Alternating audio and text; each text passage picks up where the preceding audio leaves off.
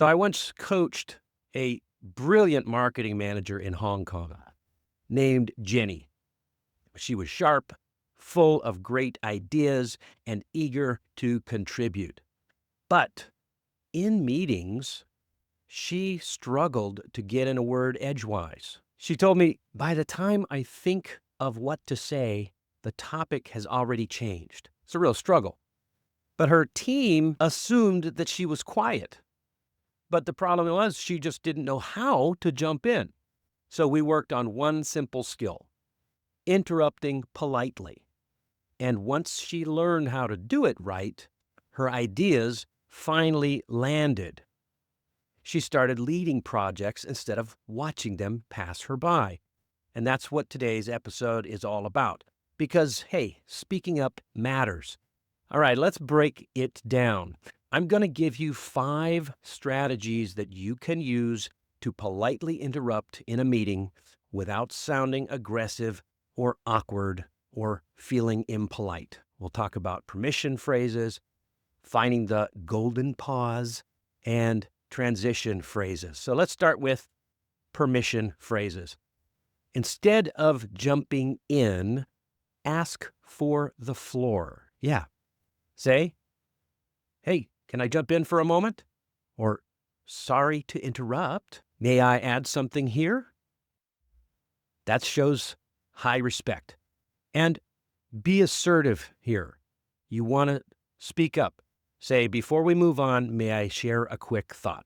Very good, useful things. These show respect, but also assertiveness. It's a green light for your voice. Let me give you an example. One of my former students, we'll call him Akira, worked for a multinational tech company in Tokyo. During cross-team meetings, he often found himself silent, not because he had nothing to say, but because he didn't know how to say it. And he worried about sounding rude in English. So we practiced simple phrases. And the next week he used, sorry to interrupt, may I add something here? Right after someone finished their point. So his voice was calm and he added a great suggestion about streamlining their system. And later after the meeting, that led to an email that was sent to him for direct input. So it's very useful. The point is, asking for permission doesn't make you sound weak. It makes you sound respectful, but also in control. Think of it like knocking before you enter a room. You're still going in, but with grace. All right, let's move on to the golden pause. You don't want to interrupt someone mid-sentence when they're talking, so you need to look for natural pauses. When someone finishes a point, takes a breath, or looks around the room. So I call this the golden pause. It's the tiny moment when the air shifts and you get to claim it. So you have to read the room and be aware of what's happening. So let me give you an example. I had a client named Raphael who was a junior architect, and he had the same problem. In team meetings, he had great ideas, but every time he tried to jump in, he felt like he was cutting someone off. And that's never a good thing, right? He hated that feeling. So we practiced identifying the golden pause. And so the next time his team met, he noticed his manager finishing a thought and glancing at a screen. Raphael leaned forward slightly and said, may I add something to that point? Very smooth, very natural, and everyone listened. So the key here is not just when you speak, but how you read the room. And I know that for some non-native speakers, this can be tricky at first, but it does help to pay attention to patterns. When someone finishes a sentence and pauses, when people nod or shift in their chairs, or when the speaker looks around, if you're not sure, try practicing with short videos of meetings or panel discussions. Pause and ask yourself, would this be a good time to speak up? And with time, your timing will also improve. So next, use a transitional phrase. Sometimes you need to redirect the conversation. And in that case, a soft transition works really well. Something like, I'd like to add a different perspective. Or, hey, can I build on that point with a quick example? How about, that's helpful. Could I share something related? So these phrases signal contribution instead of confrontation. So I once worked with Priya. She was a business analyst in Singapore, and she had really brilliant insights, but found that she would wait for the perfect moment to speak, and that moment rarely came. So during one meeting, her colleague was explaining a new software rollout, and Priya noticed that they'd missed a key integration issue. And so she raised her hand slightly and said, that's helpful. Could I share something related? And that shifted the room. People listened. It actually helps to bring things alive when people interrupt in meetings. So that one phrase that she used didn't just help her interrupt, it helped her to become part of leadership in the discussion. So remember, transitions aren't just polite, they're powerful. They let you enter the conversation with grace and guide it with confidence. So another one is very important to keep it brief. When you interrupt, don't take over the conversation, make your point, and then invite others in. You might say, just to summarize my thought on X, what do you all think? Right? Make your point, summarize it. What do you think? This is called passing the mic, all right?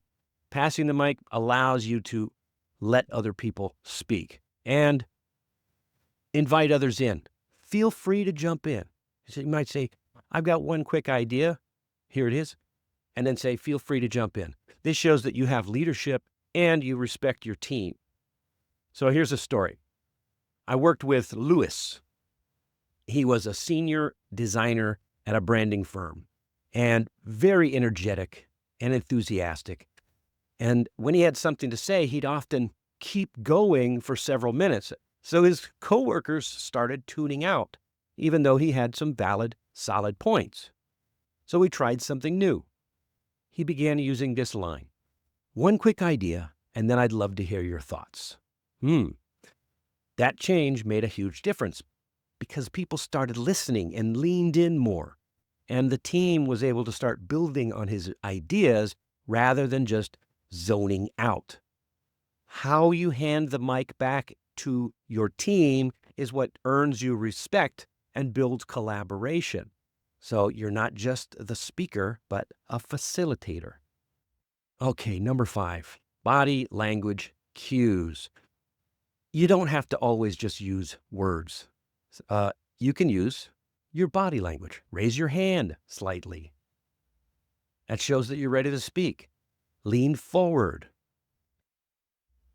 Make eye contact with the current speaker so they can see that you're ready to speak. And often, then they'll let you pause. Okay? Use your presence. Let people read your body. You don't always need those words. Sometimes your presence is enough. So one of my clients worked in a fast-paced London team in a finance office. English wasn't her first language. And by the time she figured out what to say, the discussion had already moved on. How many people can say that they relate with that? So we worked on body language cues. In one meeting, instead of staying silent, she leaned in, made eye contact with the speaker, and then raised her hand slightly. So the speaker noticed and said, "Yes, Hannah?" And that built her confidence. She didn't say much. It was just a short, relevant point, but it shifted how her team viewed her. They began to expect and welcome her input. So sometimes your body says, I've got something to say, before your mouth does. And in professional settings, that subtle signal can speak louder than words. All right, I just want to wrap this up and remind you that interrupting is not rude. Not speaking up when you have something valuable to say That is the real lost value, okay? Speak up. Share your thoughts because you never know. It might matter a lot to the rest of the team. So here is your challenge for today. In your next meeting or gathering, try one polite interruption phrase. Try one of these tips, just one. It could be, hey, may I jump in here? Or before we move on, I'd like to add something. Watch and observe how it changes the dynamic. If this episode gave you a useful phrase, hit the like button, subscribe, and share it with someone who wants to speak more confidently in English. You can find the full article and more free resources at allaboutenglishmastery.com and in the description down below. And don't forget to sign up for the newsletter if you haven't already.